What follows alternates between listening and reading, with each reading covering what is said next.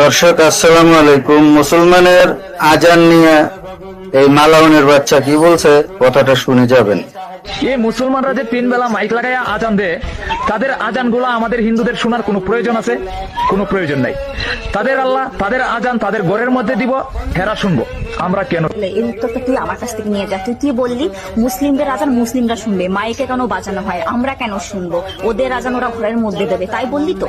তাহলে তুই একটা জিনিস ভেবে দেখ, এই যে আমাদের কৃষ্ণ গান হয় কয়দিন ধরে হয়? 7 দিন ধরে হয়। এমন হওয়া হয় মাইকে ডিজে বেজে কান ফান করে ঝালাপালা করে দেয়।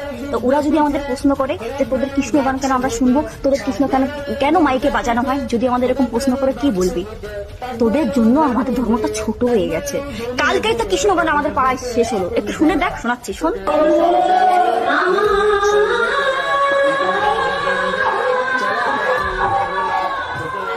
শুনলি তো, এমন হওয়া হয় যে পাড়ার লোক লাস্টে বিরক্ত হয়ে যায়।